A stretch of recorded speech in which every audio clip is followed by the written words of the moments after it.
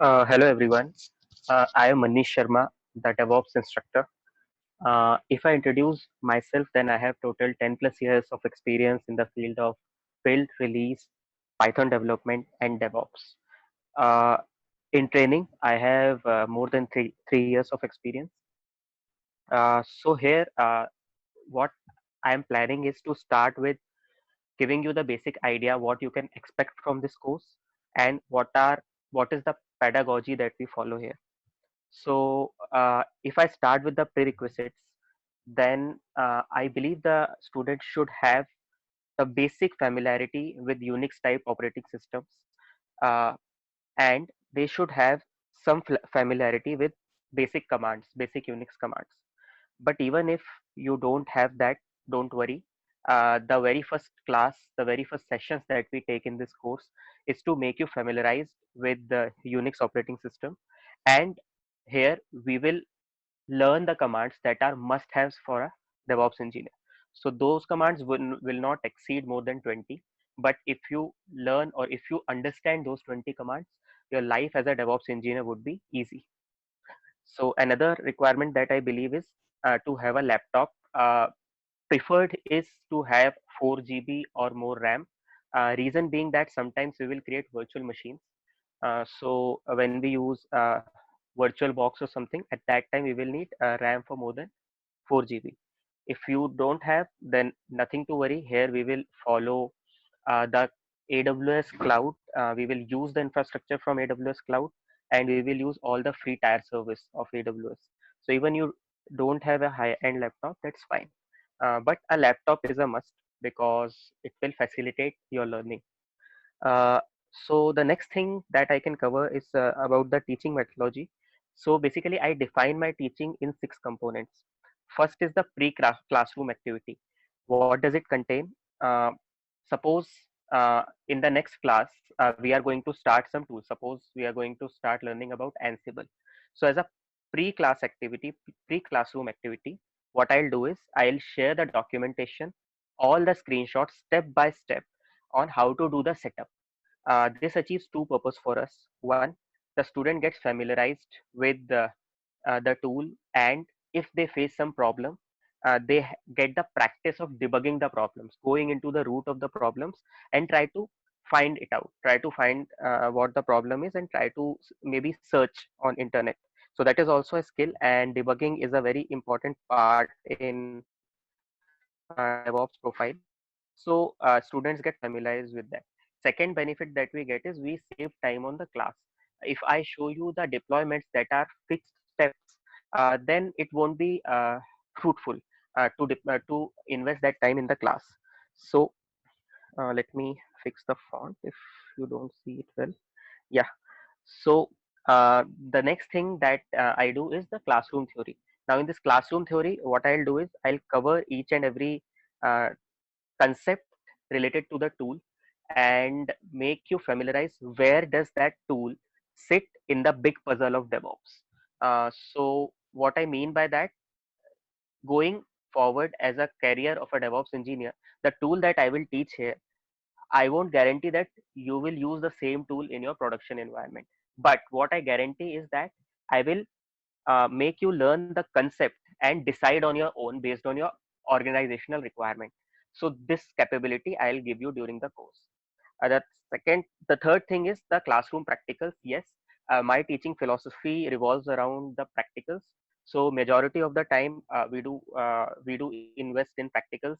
If we learn any tool, there is no fruit, no benefit if we don't do practical on it, and if we don't do case studies where this tool could be used and in what manner these tools could be used, what could be the alternative approach, alternative tools, and so on. So after classroom practicals, then I give post classroom assignments. These are very vital part of this course, and I am quite strict about this. Reason being that the assignments that I give to the students, they are step by step concept building and also make you strong in DevOps, make you think, make you think of the scenario, make you think on the case studies. So once you do that, once you participate fully on your assignment, give your 100% in assignments, then I guarantee that by the end of this course, you will be a master DevOps engineer. You can start your profession as a DevOps engineer. Uh, then assessing, then comes the question of assessing you. So assessment and quizzes are the next part. So after a topic is completed, I take assessment tests, quiz, and based on that, those quiz are not like school kind of quiz where I am assessing that how are you performing. Basically, the purpose of those quiz is your self assessment and my assessment as well. It gives me a feedback as well. So I tailor made the approach, I tailor made the topic according to the batch performance. So that is the purpose. And the last component is the self study interview questions. So if I complete a topic, I give interview questions as well on a topic. So student, now this is on the student, that students has to do research on those questions, because if I give you questions and answers, you will just by heart it, mug up it. No, that is not the purpose here. I'll give you the question, do your own research and come up with your own answers. Okay, you can discuss with me, however. Now, let me quickly cover what all topics or the tools or the tech stack that we will cover in this course, and also the time duration for each and every tool. So basically the time duration for the whole course is around 50 hours. So the first thing that we start is with the introduction of DevOps. Here I make you familiarized with the concept, why DevOps is needed, what problem it solves, and what actually DevOps brings on the table, why every industry has to move to DevOps, and why this DevOps engineer's profile is so much in demand. Also, we will understand what the term DevOps means and how does it compare with similar technologies like Agile or SRE. So there are a lot of confusion between DevOps and SRE. So this we will cover in uh, in detail. Then we will cover the 5 pillars of DevOps. So when it comes to the theory part, I will make you understand what these 5 pillars are and what problem these 5 pillars solve, and then compare these 5 pillars with SRE implementation as well. Then the three important section in this course, I believe, is first the version control and continuous integration and continuous deployment. So when it comes to version control and CI/CD, it is Git and Jenkins that we use respectively. The second important section is configuration management. So in configuration management, we learn tools like Ansible, Terraform for infrastructure as code, and Docker and Kubernetes for container runtime and container orchestration. The third part and important one, of course, is measuring and monitoring. When your application is up and running, how to measure, what all metrics to measure, what all what are the criteria for a successful delivery, how your product is performing. All these measurements we have to take of your environment, of your production environment, how your servers are performing, how much user request is getting served in how much time. All these data we have to monitor. So for that we use tools, that is Elasticsearch, Logstash, Kibana. So these tools are in open source category. Then comes Prometheus, that is mostly used for Kubernetes deployment and Kubernetes cluster monitoring. And we see AWS CloudWatch as well. So now, then the next thing that I'll cover is the prerequisite. So these I just told about the tools that I'll cover. During this, I will not cover the tools. This is just the introduction, right? Introduction to DevOps. I'll tell where does these things sit in the big puzzle of DevOps. Okay. Then the next thing, as I said, I will cover with prerequisite, in which I will familiarize you with Unix and Unix must-haves. Once we cover that, then comes the actual learning, the actual pulp of DevOps. That is maybe the first pillar that we'll cover, that is CI/CD and version controlling. So in version controlling, we learn about Git in quite length, in quite broader horizon. We learn it from user's perspective, from administrator perspective, and various scenarios, various branching strategies.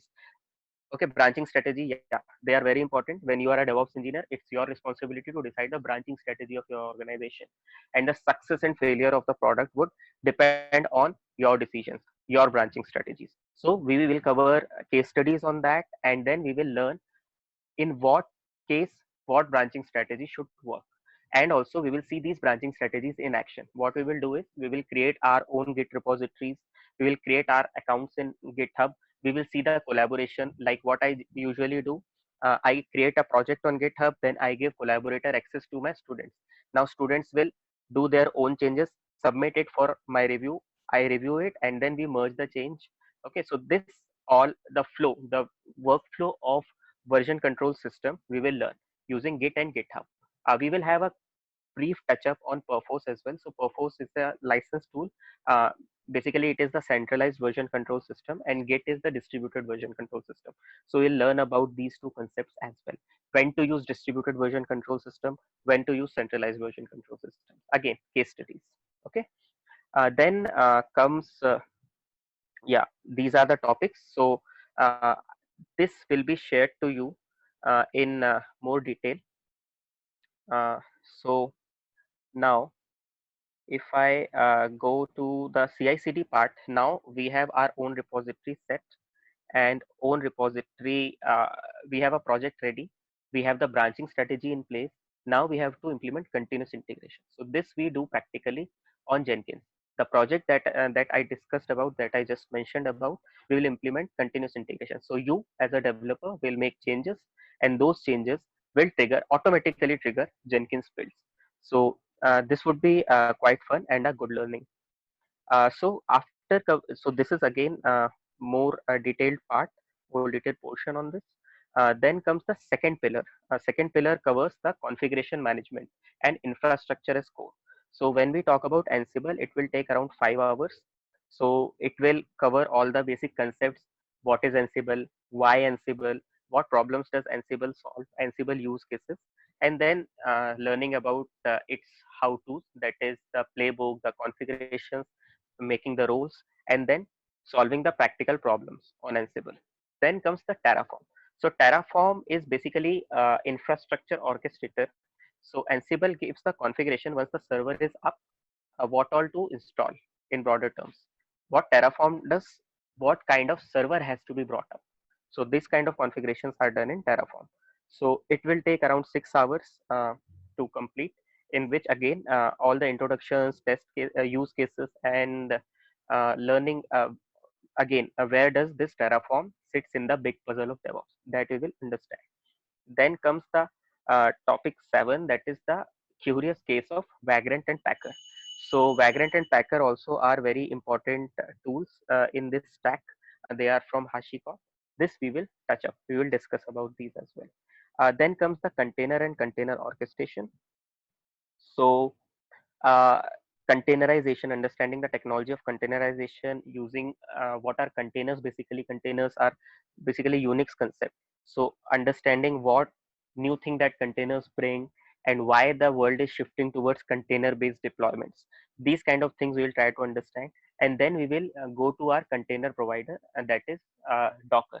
So we will learn how Docker works, what are the requirements for Dockers, how to write the Docker files, basically how to configure the Docker in a way, in a broader terms.